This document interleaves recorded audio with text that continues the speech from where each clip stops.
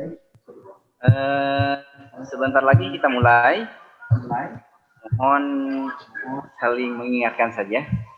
Khawatir belum ada yang di mute, mungkin bisa di mute suaranya. Baik, kita mulai saja. Assalamualaikum warahmatullahi wabarakatuh. Salam. Alhamdulillah bil afiyah wassalatu wassalamu ala khairil bariyah wa ala alihi wa sahbihi dawin nufusi zakiyah. Amma ba'd. Alhamdulillah, puja-puji sekalian apa yang dari Allah Subhanahu wa taala. Selawat dirangkai salam kepada Imam teladan sepanjang zaman yakni Habibana wa Nabiyana Muhammad sallallahu alaihi wasallam. Tak lupa kepada keluarga, sahabat, keluarga, tapi sampai kepada kita. Amin ya rabbal alamin. Alhamdulillah pada kesempatan hari ini Allah perkenankan kita untuk hadir di majelis pengajian secara online. Tentu insya Allah tidak akan mengurangi khidmah kita untuk menimba ilmu agar Ramadan ini semakin terasa barokah. Alhamdulillah telah hadir bersama kita Dr. Kiai Haji Saiful Daulah Meher MM yang akan menyampaikan topik memelihara takwa di tengah ganasnya wabah COVID-19, dan telah bergabung juga bersama kami Bapak Haji David Octavian selaku Deputi FVP Marketing Telkom Regional 3. Insyaallah akan menyampaikan topik mewujudkan obsesi Jabar Digital secara singkat. Baik, agar majelis ini semakin bertambah barokah, kita buka dengan sama-sama membaca surat Al-Fatihah. Ala hadhihi niyah wa ala kulli niyatin shalihah. Al-Fatihah. A'udzubillahi minasyaitonir rajim. Bismillahirrahmanirrahim. Alhamdulillahirabbil alamin arrahmanir rahim maliki yaumiddin. Iyyaka na'budu wa iyyaka nasta'in. Shiratal mustaqim. Shiratal ladzina an'amta 'alaihim ghairil maghdubi 'alaihim waladdallin. Baik, sebelum menginjak sambutan, kami ingatkan kembali kepada bapak-bapak, ibu, jamaah sekalian yang akan berbagi melalui sedekah Ramadan. Insya Allah nanti akan ditampilkan bisa melalui QR link aja atau bisa disampaikan ke sekretariat Masjid Darul Ihsan. Baik, selanjutnya kami persilakan kepada Bapak David Octavian selaku Deputi FVP Marketing untuk memberikan sambutan singkatnya. Dipersilakan. Oke, terima kasih. Assalamualaikum warahmatullahi wabarakatuh. Ibu yang saya hormati, Bapak Ibu yang dirahmati Allah. Alhamdulillah, hari ini kita masih diberi kesempatan oleh Allah untuk berjumpa lagi dengan Ramadan. Insya Allah kita semua menjadi hamba-hamba yang bertakwa. Hari ini saya dikasih topik oleh panitia, yaitu untuk mewujudkan obsesi digital, Jabar Digital. Kalau kita bicara digital, itu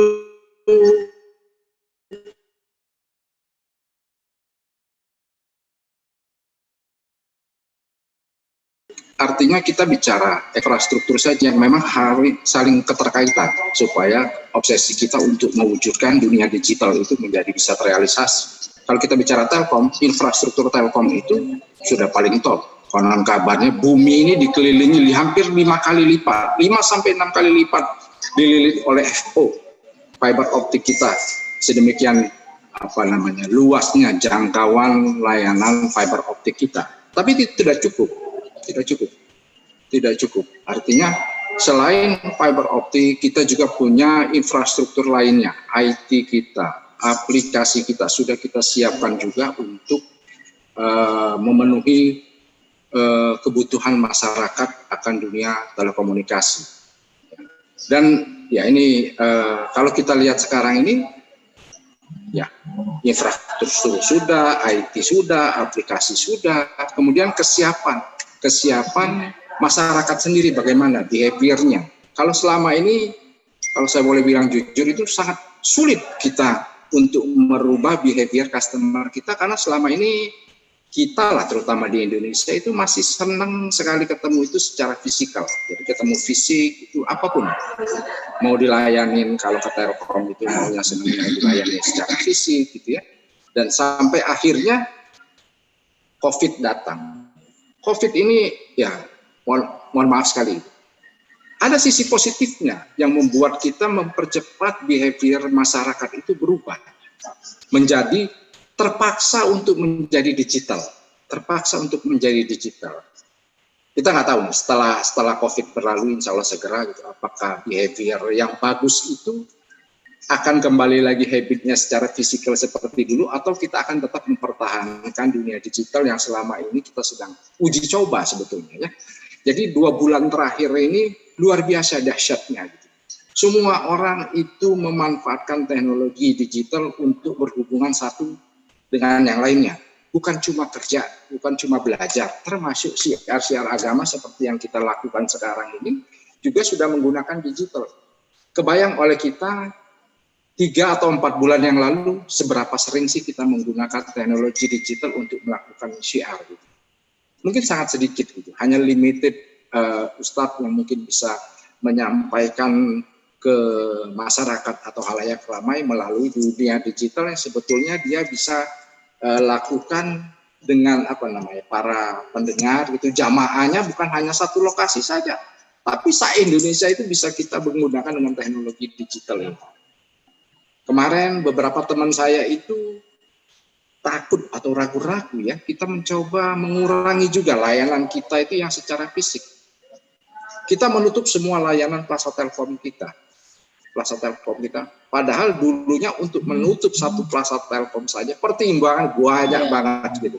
Pertimbangan banyak banget. Plus minusnya akhirnya walaupun itu sekarang tidak ada satupun plaza kita yang buka. Semua ya ini gunakanlah teknologi kita, digital kita. Kita punya aplikasi My IndiHome misalkan. Ya, pelanggan-pelanggan kita bisa berhubungan dengan kita dengan aplikasi tersebut tanpa harus bertemu secara fisik seperti yang sekarang ini. Nah, jadi saya harapkan setelah COVID berlalu mudah-mudahan, karena ini menurut kita ini jauh lebih efisien sebetulnya. Bahkan kemarin lucu juga saya lihat, ibu-ibu sekarang sudah mulai menggunakan Zoom atau You Meet Me gitu ya untuk aktivitas arisan dia. Dan ya syukur alhamdulillah kalau saya dengar istri saya kok nggak ada gibahnya gitu ya. Kok nggak ada gibahnya. Kalau ketemu fisik itu banyak gibahnya. Kalau sekarang ini malah sangat efisien, mereka bicara seperlunya gitu karena semuanya ya ada batasan waktu juga untuk ketemu di digital gitu ya. Nah, kemudian yang terakhir buat sahabat-sahabat saya, teman-teman saya, baik itu teknisi maupun Salesforce yang memang kita sudah ditakdirkan untuk menjadi seorang fighter gitu. Jadi seorang fighter, jadi teman-teman ya tugas kita lah untuk melayani pelanggan kita yang memang kondisi sekarang ini tidak memungkinkan mereka keluar rumah. Jadi kewajiban kita punya kewajiban untuk tetap menjaga layanan kita supaya masyarakat bisa tetap menggunakan internetnya di rumah dengan nyaman tanpa gangguan apapun juga. Dan yakinlah rekan-rekan semua bahwa kita sebagai fighter itu setiap tetes keringat kita itu pasti akan dinilai sebagai ibadah. Apalagi ini di bulan Ramadan ya. Jadi jangan berputus asa, kita tetap semangat. Mungkin itu yang bisa saya sampaikan secara singkat.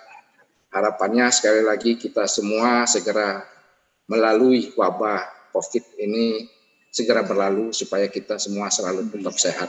Mungkin itu yang bisa saya sampaikan Pak Ustadz. Silakan. Makasih. Assalamualaikum warahmatullahi wabarakatuh. Waalaikumsalam warahmatullahi wabarakatuh. Alhamdulillah.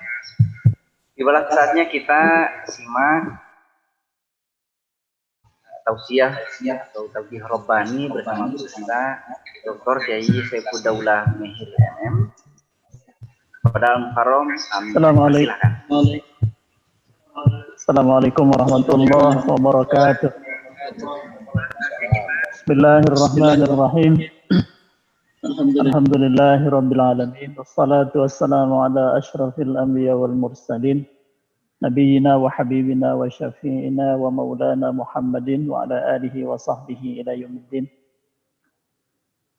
Hadirin wal hadirat, saya anggap ada di depan saya. Hadirin wal hadirat yang ada di depan kameranya masing-masing, keluarga besar Telkom di Fred 3 Jawa Barat. Saya didampingi Pak David Octavian, Deputi Marketing ya, FPV, dan beliau sekarang Pak Hamdan sedang menyaksikan kita. Terima kasih Pak. Kemudian Pak Wawan juga Ketua Satgas. Semuanya kita insya Allah hari ini sedang menggunakan kesempatan ini untuk bersilaturahim, mengambil 1-2 mutiara yang akan kita coba keluarkan dari agama untuk jadi bekal kita, kalau kita pakai itu jadi indah gitu. Jadi menarik kalau kita laksanakan dalam keseharian, mudah-mudahan jadi lebih berkah. Ini yang tadi disebut oleh Pak David bahwa di tengah pandemi seperti ini, kita harus pandai gitu ya, merubah satu kondisi, satu suasana, dan saat kita merubah itu, di suasana baru kita ambil yang terbaik, mutiara-mutiaranya. Prinsipnya, seperti judul yang sudah terus kita bahas, sudah yang ketiga ini, yaitu menjaga ketakwaan. Jadi takwa tadi kan, salah satunya takwa adalah selalu berbuat baik, menghindari segala perbuatan yang buruk. Baik sendiri maupun banyak orang. Nah sekarang ini cenderungnya kan orang dalam kesendirian. Yang tadinya begitu banyak orang, sekarang sendiri. Di rumah juga dalam kesendirian, tidak ada pimpinan di situ, tidak ada atasan di situ. Pada saat di kantor juga nggak banyak orang. Masing-masing satu ruangan mungkin bisa dihitung jari. Kalau dulu kan banyak, penuh gitu ya, sekarang tidak. Tapi bagaimana ketakwaan itu agar terus bahkan meningkat. Nah, hari ini saya akan ajak teman-teman, bapak-bapak sekalian untuk melakukan sesuatu yang oleh agama, dan ini dilakukan oleh salafus saleh, orang-orang soleh, para ulama. Kemarin sudah kita bahas menjaga takwa dengan muhasabah. Muhasabah itu menghitung-hitung.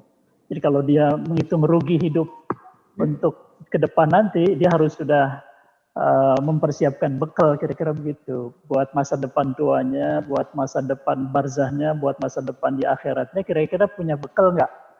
Gitu. Kalau masih berbuat jelek saja, masih tidak jujur saja, masih harus diawasi sama pimpinan saja, nah, kan gitu. Itu muhasabah. Nah hari ini kita masuk ke lebih dalam lagi, ke muraqabah, di level ihsan nomor 2. Jadi ihsan itu cuma 2 levelnya.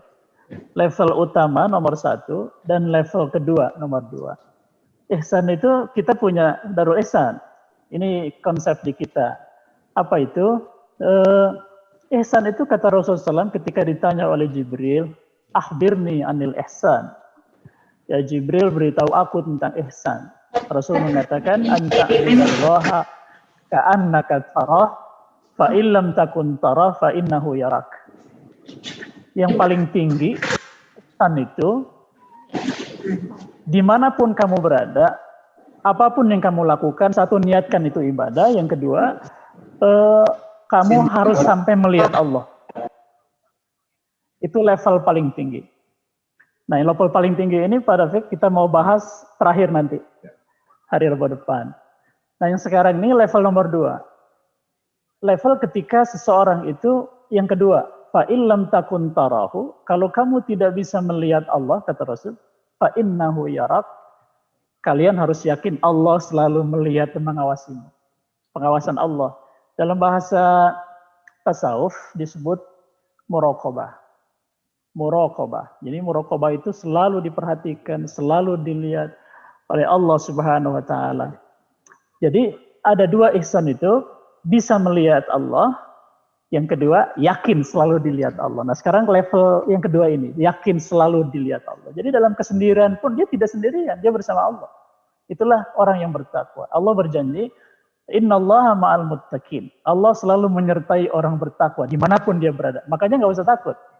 Orang bertakwa itu la khaufun alaihim wala hum yahzanun. Nggak pernah takut dia. Karena Allah bersama dia. Pada saat Allah bersama dia, itulah tingkat ihsan nomor 2. Ihsan ketika dia betul-betul merasa diperhatikan Allah. Kata Allah, ayat muraqabahnya, surat An-Nisa ayat 1 di ujungnya, A'udzubillahi minasyaitonirrajim. Wattaqullaha alladzi tasaaluna bihi wal arham. Innallaha kana 'alaikum raqiban. Bertakwalah kalian, nah takwa kan? Nah, kan takwa kita bahasan ya. Bertakwalah kepada Allah, takutlah kalian kepada Allah. Dengan apa? Lakukan semua perintahnya, jauhi segala larangannya. Jangan berani berbuat maksiat, tapi lakukan, gunakan kesempatan membuat ibadah. Alladzi tasaaluna bihi wal arham, yang kamu gunakan nama Allah itu untuk selalu saling meminta di antara kalian, saling berhubungan. Kita dengan perusahaan, kita dengan teman sejawat, kita dengan atasan, kita dengan bawahan. Gak ada yang bisa mengerjakan pekerjaan sendiri. Saling meminta, saling membantu, saling tolong, saling bekerja sama. Sinergik ya, sinergis. Kemudian wal arham, bersilaturahim. Innallaha kana 'alaikum raqiba. Saksikan, ketahui, yakin bahwa sesungguhnya Allah senantiasa atas kamu selalu menjaga dan mengawasi. Kita ini dijaga dan diawasi. Dalam surat Al-Maidah, teman-teman sekalian, kata Allah, kunta antar raqiba alaihim, engkau ya Allah, kata Nabi Isa ini, engkau ya Allah, antar raqib, engkaulah yang selalu maha mengawasi umatku di saat aku tidak ada. Alaihim, atas mereka umatku, Bani Israel. Wa anta ala kulli syai'in qadir, dan engkau maha menyaksikan atas segala apa yang mereka lakukan. Mereka sendiri, mereka berdua, mereka bertiga, mereka melakukan kebaikan, mereka melakukan keburukan, mereka berbohong, mereka berdusta. Allah yang memperhatikan. Engkau ya Allah. Maka muraqabah itu artinya yaitu saat seseorang muslim merasa dirinya setiap saat senantiasa berada di bawah pengawasan Allah. Kita muraqabah. Diawasi oleh Allah Subhanahu wa taala. Kalau kamera ini ngawasi saya cuma sedikit aja nih. Cuma bagian segini saja gitu. Tapi kamera Allah di semua sisi, di semua angle kelihatan dan terrecord. Bayang nggak Pak David ketika seorang bekerja diberitahu dan dia tahu bahwa setiap pojok ruangan itu ada CCTV. Selama bekerja misalnya sebut saja 8 jam ada CCTV. Sudah ada SOP-nya, sudah ada aturannya, ini yang kamu kerjakan, ini yang jangan kamu kerjakan. Ada perintah, ada larangan. Gitu. Ini yang kamu boleh lakukan, ini yang sebaiknya kamu lakukan, itu yang sunnah, yang mustahab. Ada yang makruh, ini sebaiknya tinggalin lah. Kalau enggak, ini ngabisin waktu. Sudah ada SOP-nya jelas, lalu ada CCTV, dan di-record. Dan di situ di ujungnya, kalau kamu kerja sesuai sama SOP, maka kamu akan diberi reward luar biasa. Tapi kalau kamu tidak sesuai SOP, maka akan dikurangi gajimu, kira-kira begitu, dan dihukum. Bisa pertanyaannya kira-kira teman kita yang kerja tadi, kayak apa dia etos kerjanya, motivasinya, dan apa yang dilakukan. Saya kira tidak satu pun kebohongan yang dia lakukan. Dan dia melakukan yang terbaik. Dia melakukan yang terbaik, karena terrecord semua. Dan itulah muraqabah. Allah memasang para malaikat di setiap sisi segi. Maka kalau orang yang bertakwa, dia takwanya sudah luar biasa, bermuraqabah, masih berani berbuat dosa, berarti Allah dianggap nggak ada. Tidak tercatat. Yakin Allah selalu memperhatikannya. Selalu. Mengetahui segala rahasianya. Pasti. Rahasia kita semua diketahui Allah.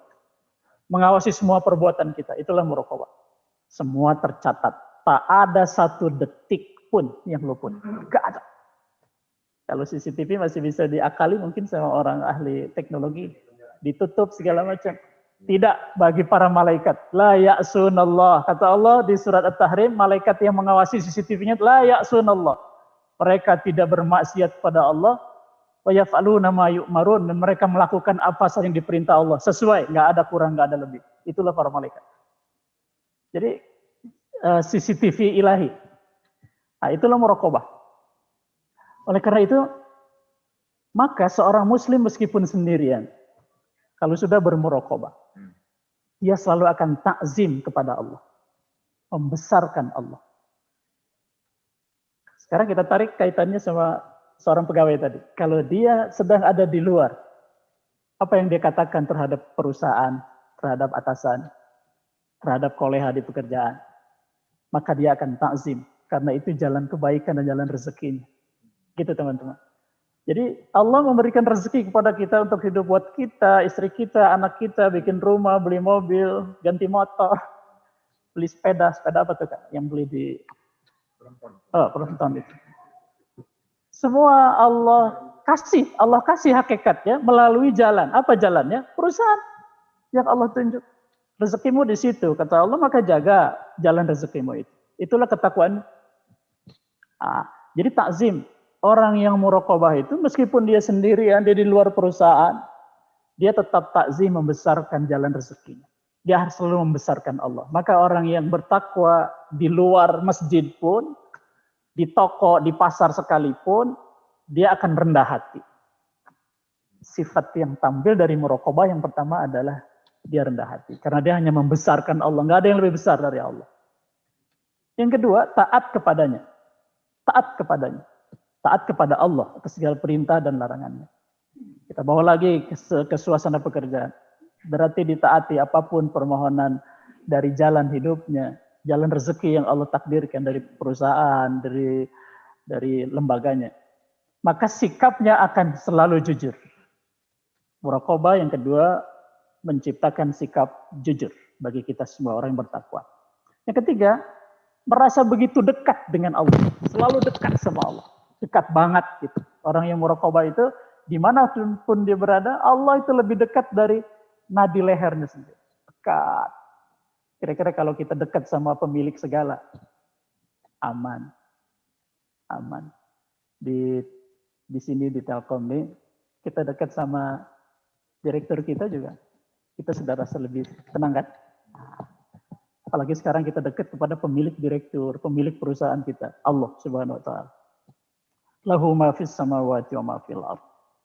Yang keempat, bersamanya, kita selalu merasa selalu bersamanya, disertai. Senang disertai Allah yang Maha Agung, Maha Bijaksana. Allah tidak sembarangan membuka rahasia, nggak akan dibuka. Rahasia kita nggak akan dibuka. Karena itu kehormatan dan kemuliaan kita. Maka orang yang selalu bersama Allah, sifat tampilnya adalah tampil ceria dan selalu energik. Ceria dan energik. Ini orang yang bertakwa dengan muraqabah. Meskipun dia sendirian, meskipun tidak ada siapa-siapa. Lalu tidak seperti misalnya yang biasa-biasa, pada saat dia sendiri, sudah sebisanya aja ngerjain pekerjaan. Begitu ada atasan, itu tidak bertakwa, tidak muraqabah. Saya ingat sebuah cerita. Cerita ini Abdullah bin Dinar bercerita satu saat, teman-teman sekalian. Abdullah bin Dinar kata beliau, satu saat aku pergi bersama Umar bin Khattab radhiyallahu an dari Madinah ke Mekah. Kan panjang tuh. Dulu nggak ada bis. Karena kalau kita umrah atau haji pakai bis. Dulu enggak. Karena hanya pakai unta saja dan biasa bergantian. Umar tuh kalau pergian tuh untanya tuh cuma satu dan bergantian. Kadang yang nuntun teh asistennya. Kadang beliau yang nuntun, bergantian lah. Kamu yang di atas unta, aku yang nuntun. Itu Umar bin Khattab. Satu saat beliau harus berteduh karena panas. Berteduhlah di sebuah tempat. Begitu berteduh, tiba-tiba turun dari atas bukit seorang anak pengembala. Itu anak pengembala, telanjang dada, kulitnya hitam karena kejemur matahari. Tampak oleh Umar ratusan domba yang digembalakan sama dia. Dipanggil sama dia, ya bunai, anak sini anak, walad sini kata Umar. Labbaik kata dia. Datanglah anak itu menghadap ke Umar bin Khattab. Nggak tahu anak itu siapa yang manggilnya. Ini tahu karena kita cerita Abdullah bin Dinar yang bercerita. Umar bin Khattab radhiyallahu an bersama aku. Lalu apa yang dikatakan Umar? Nak, berapa dombamu? Aku juga nggak pernah hitung, kata dia. Ya mungkin ada 200 tuh, kata dia gitu. Wah banyak banget. Ya alhamdulillah. Ya udah gini aja. Aku mau beli satu. Aku nggak minta, aku mau beli. Aku butuh satu. Bisa nggak? Kata Umar bertanya. Boleh nggak aku beli satu?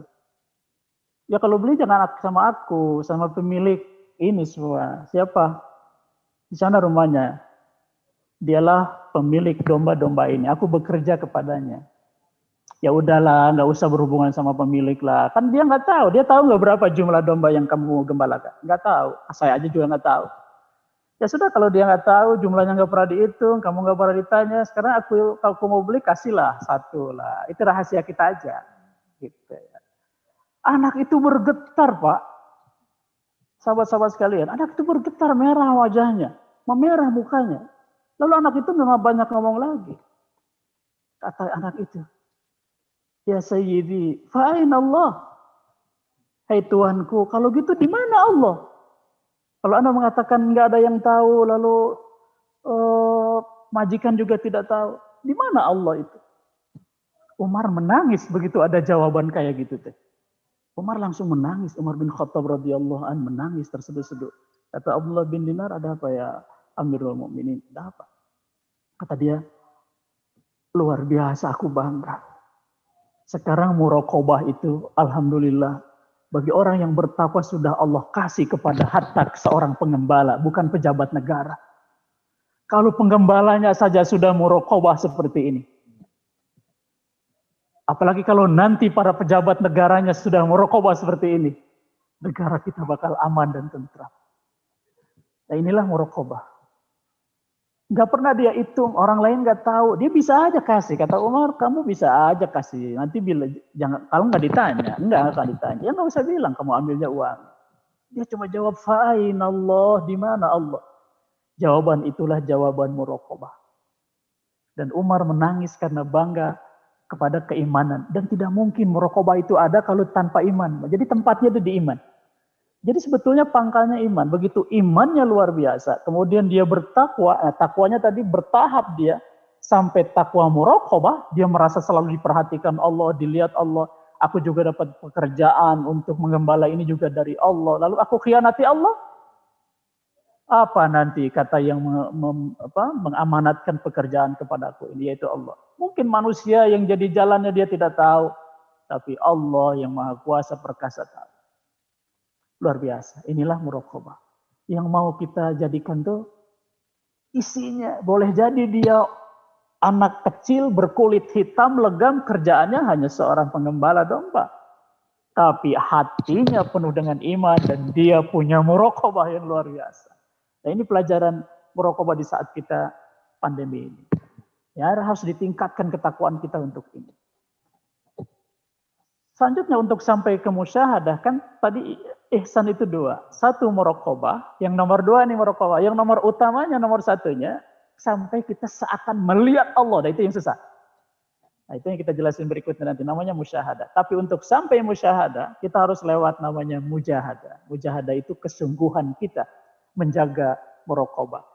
Gini, karena muraqabah ini adanya tumbuhnya di lokasi medan atau di kebun hati yang ada iman, maka kalau imannya lagi turun, kira-kira muraqabahnya juga kendor. Sebutlah tadi Umar begitu mengatakan, aku beli. Ya sama Tuanku, udah jauh lah, urun sama kamu aja. Iya. Terus nanti kalau Tuanku nanya gimana? Ya jawab aja enggak. Loh, kok jawab saja enggak ada apa-apa? Kalau enggak ditanya jangan kasih tahu apa-apa. Itu udah mulai ada godaan. Umar memberi lolongkerang. Memberi wahana, cara, kesempatan untuk dia berbohong pertama, sehingga dia bisa berbohong yang kedua, berbohong ketiga, berbohong keempat. Tapi anak itu berjuang dia. Bohong pertama bisa dia lepaskan. Dengan mengatakan, ini bukan punya aku, Tuan. Tapi punya siapa? Punya Tuanku. Ya udah kan Tuanmu nggak tahu. Nah yang kedua disuruh bohong lagi. Ya udah jangan bilang. Kamu ambil aja uangnya. Kok nggak ada yang tahu kok. Ini perlu mujahadah, perlu berjuang untuk bisa mempertahankan muraqabah. Teman-teman sekalian, sahabat-sahabat, kalau kita sudah melakukan muraqabah yang pertama, proses pertama mungkin kita lulus. Tapi siapa tahu pada proses kedua dia terjungkel. Kedua juga digoda, masih lulus. Orang banyak di nomor 3 misalnya, ketika di 3 dipaksa, bahkan kemudian diancam. Nah ini kalau sudah main ancam-mengancam, itu gaya-gaya setan. Ya udah kalau ini terpaksa aku jual juga deh. Kira-kira begitu. Karena lagi butuh duit misalnya. Nah, kalau kondisi darurat butuh duit, dia jadi, nah inilah perlunya begitu muraqabah, supaya imannya terus konstan teman-teman. Dia harus mujahadah. Ayatnya adalah, Al-Maidah ayat 35. Ya ayyuhalladzina amanu taqullaha wabtagu ilaihil wasilata wajahidu fi sabilillah. Ya hai orang yang beriman, bertakwalah kepada Allah, cari jalan 1000 jalan menuju Allah, wajahidu fi sabilillah. Dan berjihadlah, berjuanglah di jalan Allah Subhanahu wa taala. La'allakum tuflihun. Maka meskipun dia hanya seorang pengembala, meskipun dia hanya pekerja rendahan saja, kalau dia punya muraqabah, dia berjihad di jalan Allah, Allah jamin, la'allakum tuflihun. Kalian bahagia di situ. Bahagia kan tidak hanya milik orang yang berharta, berpangkat jabatan tinggi. Ternyata juga banyak orang yang tidak punya muraqabah, punya jabatan tinggi, nggak lama kemudian juga terdampar juga. Tapi bagi orang yang imannya kuat, kalau dia pejabat tinggi negara imannya kuat, dia punya istiqamah, dia muhasabah, dia muraqabah, dia mujahadah. Nah itu yang kata Allah, la'allakum tuflihun, dia akan bahagia di dunia dan bahagia di akhirat. Yang terakhir ingin saya ingatkan, orang yang selalu bermujahadah, Allah berjanji, walladzina jahadu fina lanahdiyannahum subulana. Orang yang berjihad, mujahadah di jalan Allah, selalu konstansinya dijaga, lanahdiyannahum subulana. Gak akan ada kata deadlock, gak akan ada terputus atau mentok, gak ada mentok. Sebab Allah selalu bersamanya. Terakhir, saya catat cerita bagaimana Nabi Musa alaihissalam dikejar-kejar sama Fir'aun. Dengan umatnya, Nabi Musa di belakang Fir'aun yang sudah mau membunuh. Di depan ada apa? Di depan ada laut. Kata umatnya, mati kita, mati kita, mati kita. Di belakang Fir'aun, di depan laut. Mau apa kita ya Rasulullah, hai Musa? Apa kata Musa? Kita punya Allah. Kita punya Allah. Ayo angkat tangan kepada Allah, minta. Pada saat kita rendahkan diri kita, setelah kita mujahadah. Ujung dari mujahadah, kita rendahkan diri kita. Lalu kita angkat tinggi-tinggi Allah dan Allah, kita satukan hanya Allah, nggak ada yang lain. Maka yang terjadi adalah Allah memberikan stigma yang tidak terbatas. Maka begitu kita angka kita 0, Allah 1 per 0 sama dengan tidak terhingga. Allah akan berikan kepada Nabi tidak terhingga, kepada para ulama dia karomah, kepada orang biasa dia maunah. Nggak ada deadlock, nggak ada putus, nggak ada jalan, selalu ada solusi. Lanahdiyannahum subulana, Allah berjanji, aku berikan 1000 jalan buat orang yang berjihad di jalan aku.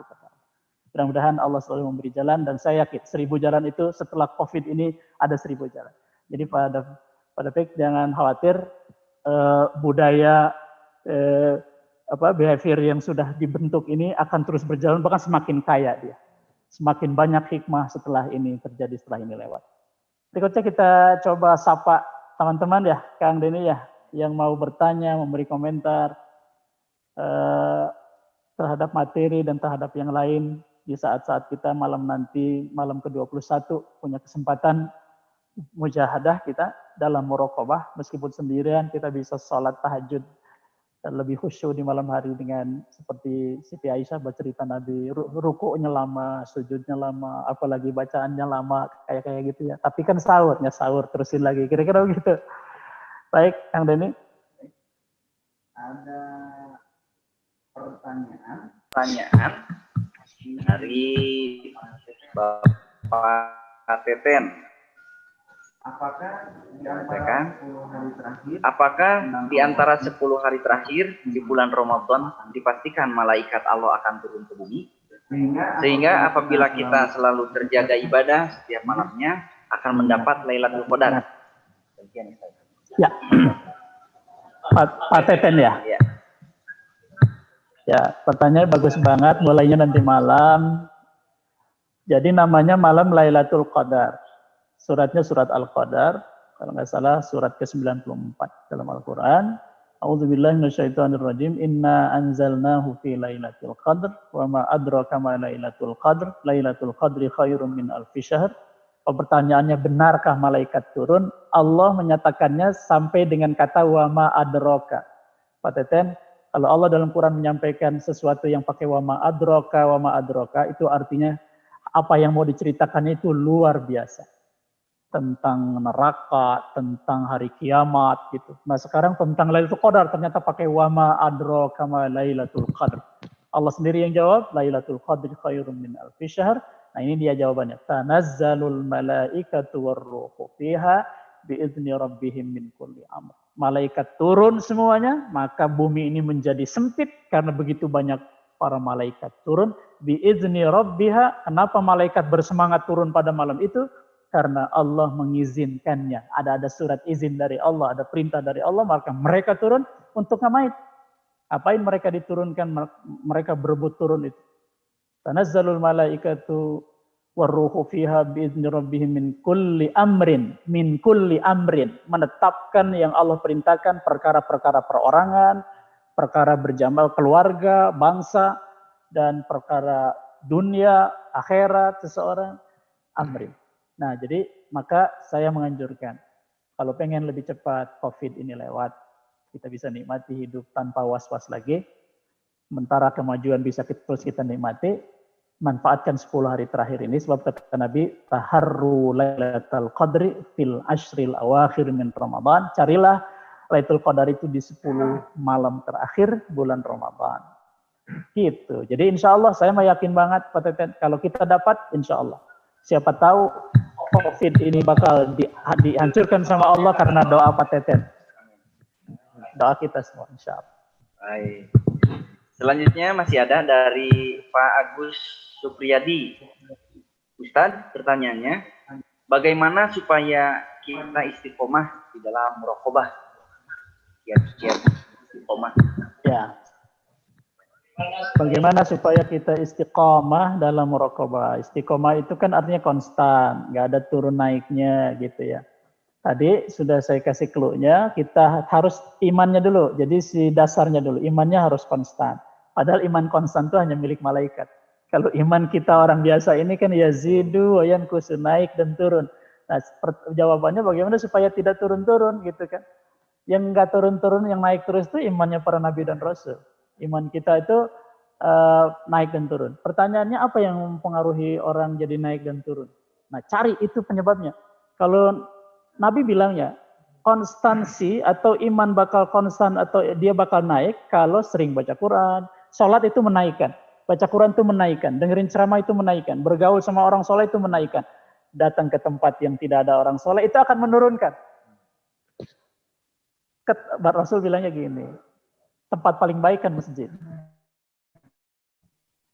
Itu bakal menaik. Kalau datang ke masjid menaikkan, ampere. Tapi kalau datang ke pasar katanya menurunkan. Rasul bilang sendiri, ni'mal makan al-masajid wa bi'sal makan al-aswaq. Tempat paling baik di dunia ini adalah masjid, tempat paling buruk adalah pasar. Tapi di pasar kalau ada orang soleh banget, dia pejuang banget kata Nabi. Di pasar saja dia jujur banget. Gitu. Sebab di pasar itu yang jujur bisa dihitung tangan. Banyaknya yang gitu tadi. Jadi bagaimana Pak Agus Supriyadi, bagaimana supaya istiqomah, cari variabelnya buat kita beda-beda mungkin ya. Saya itu kalau datang ke masjid, saya itu enak, nikmat, baca Quran tuh mau gitu. Maka harus sering ke situ. Saya kalau dengerin ceramah tuh enak, nikmat, maka harus dengerin ceramah. Tapi saya kalau ke pinggir jalan, udah mulai terganggu saya tuh, turun iman saya tuh. Ntar jadi nggak tadarus nggak kecapai jadinya. Ya udah tinggalin itu.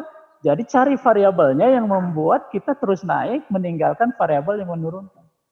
Itu insya Allah menjadi muraqabah kita konstan. Kalau mau sekali-kali nguji nggak apa-apa lah.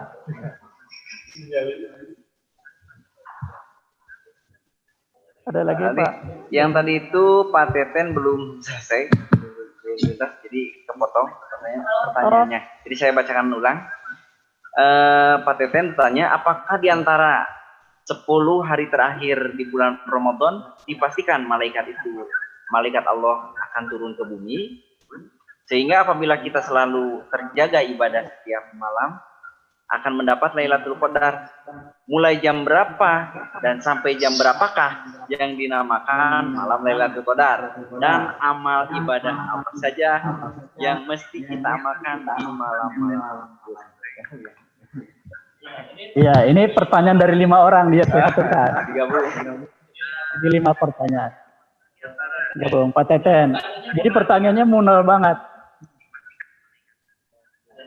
Nah, yang pertama tadi udah bahwa pasti Allah, saya yakin banget karena saya yakin kepada Al-Qur'an. Tanazzalul malaikatu warruh fiha.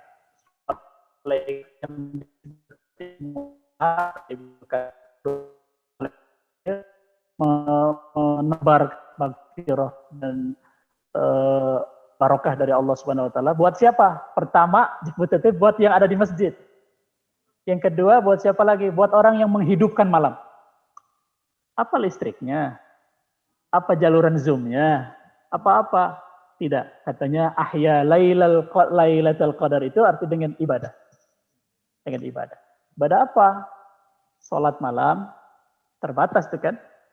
Terus tilawah Quran, berzikir, bersedekah, mengkaji agama. Itu bagian-bagian. Kalau kita lakukan semua itu 5 aja yang saya sebut tadi. Itu waktu udah habis, Pak. Waktu udah habis. Itu 5 saja waktu udah habis. Jadi kapan mulai malamnya? Malam itu mulainya maghrib. Sampai kapan? Hatta matla'il fajri, sampai fajar datang. Sampai subuh. Nah, kalau sudah subuh, malaikat naik lagi. Sudah tidak ada yang dibagikan. Jadi konstansinya sampai segitu saja. Tapi kata Nabi, meskipun kamu, kata Rasul ya, meskipun kalian mencari Lailatul Qadar, menghidupkan malam itu, ada hak matamu, ada hak tanganmu, ada hak pikiranmu untuk diistirahatkan. Maka tidur. Tetap tidur pada fikir. Tidur pateten. Jadi misalnya gini, nasihat saya, buat kita semua. Kalau kita mau tidurnya malam-malam 10 hari ini, terutama di malam ganjil itu hanya 2 jam, tidur itu harus yang namanya mabit. Dalam agama itu mabit itu tidur harus lewati jam 12. Jadi kalau kita tidur hanya mau 2 jam saja proyeknya, maka jam 11 sampai jam 1. Itu berarti tidur hanya 2 jam. Kalau cukup itu, 11 sampai jam 1. Sudah mabit, sudah istirahat. Ustadz, saya nggak cukup lah kalau 2 jam. Saya masih butuh banyak tidur nih. Ya udah 3 jam. Jam berapa? Jam 10 sampai jam 1. Atau jam 11 sampai jam 2. 3 jam. Atau 4 jam. Berarti jam 10 sampai jam 2. 11, 12, 1, 2. Nah, kalau udah 4 jam jangan tambah 5 jam. Kesungguhan seseorang mencari 10 malam terakhir, maksimal tidur 4 jam. Di malam hari. Jadi nasihat saya tinggal variasikan aja, mau tidurnya jam 10, bangun jam 2. Nah, apa yang dilakukan? Tarawih mungkin ya, habis sholat isya langsung tarawih. Habis tarawih ya ngopi-ngopi dikit gitu, baca buku dulu. Buku agama. Siapkan di meja 3 buku agama. Selesai 1 bab, pegang Al-Quran. Istirahatlah dulu, pegang Al-Quran. Udah baca Al-Quran 1 juz, 1 jam tuh, zikirlah. Subhanallah walhamdulillah, la ilaha illallah, Allahu akbar, subhanallah walhamdulillah, la ilaha illallah, Allahu akbar, la haula wala quwata illa billahil aliyyil azim. Tapi jangan lupa, kalau mau bersedekah, sekarang pakai online bisa. Tinggal ditransfer. Ya kan? DKM. Itu sudah disalurkan belum? Sudah sebagian. Aku transfer sekarang ya ke rekeningnya DKM untuk disalurkan. Malam ini bisa? Oh bisa, online semua. Aku kirim ya 500.000. Aku kirim 1 juta. Aku kirim berapa aja yang kita sedekah malam itu. Itu bakal semakin membuka Lailatul Qadar buat kita. Yang tadinya Lailatul Qadar itu mau mengarah kemana gitu, dia semakin ke situ dia. Apalagi kalau puasanya tadi siang, dia mencoba puasa yang khawas lah. Ingat ya yang saya sebut pada pertemuan pertama. Kan puasa 3 kata Al-Ghazali. Puasa awam, puasa khawasul khawas. Yang sampai hati-hatinya dia puasa. Kalau sudah siang hatinya puasa, malamnya dia luar biasa. Rasanya mustahil dia nggak dapat Lailatul Qadar. Apalagi sudah diazamkan, sudah diniatkan, sudah diprogramkan. Saya amat yakin. Kalau sudah dia dapat Lailatul Qadar, itu dosa-dosanya selama 84 tahun tuh hilang. Jadi seolah dia beramal 83 tahun 4 bulan. Kan dahsyat luar biasa. Jadi itu keutamaan Lailatul Qadar. Qama Lailatul Qadri iman ghufira lahu ma taqaddama min dzambi. Siapa yang menghidupkan malam Lailatul Qadar dengan qiyam, dengan ibadah-ibadah yang luar biasa atas dasar iman dan mencari keridhaan Allah, Allah ampuni seluruh dosanya tanpa kecuali. Wallahu a'lam. Ada lagi kan? Dari Pak Deden, bolehkah itikaf di rumah dalam situasi seperti ini? Nah, di beberapa pertemuan lalu sudah disampaikan. Mungkin perlu penegasan yang lain. Baik, kita tegaskan bahwa kalau di Al-Quran 187 Al-Baqarah itu kan itikaf hanya di masjid. Wala tubashiruhunna wa antum aakifuna fil masajid. Tapi pada saat darurat seperti ini, kalau kita punya tempat khusus musola di rumah, itu bisa diikhtiarkan. Kalau tidak ada musola, kita sholat di mana kita mau di rumah. Kata Rasul, kullu ardin masajid. Setiap jengkal bumi Allah ini bisa jadi masjid. Jadi bisa itikaf, niatkan saja itikaf meskipun di rumah, hati kita ada di masjid, kita sedang ada di tanah Allah dengan harganya masjid. Sebab kita tidak mampu datang ke masjid karena sedang ada PSBB ya sekarang ini. Gitu. Mudah-mudahan dan tidak kalau satu tertutup tidak boleh lalu sudahlah mending aku tidur dari sore aja. Nggak bisa gitu. Gitu. Jadi la yudraku kullu, la yutraku kullu. Kalau kita tidak bisa mengambil semuanya, jangan ditinggalkan yang masih bisa kita lakukan. Lakukan dengan maksimal kita kerjakan. Baik, dah. Mungkin cukup. Alhamdulillahirabbil alamin. Baik, setelah kita menyimak mendapatkan ilmu yang luar biasa, mohon perkenan Ustaz agar ditutup dengan doa. Allahumma salli wa sallim wa barik ala sayyidil mursalin wa ala alihi wa sahbihi ajma'in. Ya Rahmanu ya Rahim. Ya Allah, selepas kami melaksanakan kajian seperti pernyataan Rasul-Mu, inilah saat mustajab berdoa. Kami angkat kedua tangan kami bersama, kami buka hati kami berdoa kepada-Mu ya Allah. Ya Rabbana, terimalah kajian ini bagian dari amal soleh kami. Dapatkan merupakan bekal kami kelak di akhirat. Ya Allah ya Rabbana, Allah manfa'na bima 'allamtana. Jadikan ilmu yang baru saja kami terima bermanfaat bagi hidup kami di akhirat. Ya Allah, beri kemampuan kami menjaga ketakwaan kami di saat apapun, di saat bagaimanapun, di saat musibah terbesar pun, di saat beramai-ramai, di saat kesendirian, lahir dan batin. Beri kemampuan kami ya Allah, sampai kemudian kami menapaki level muraqabah.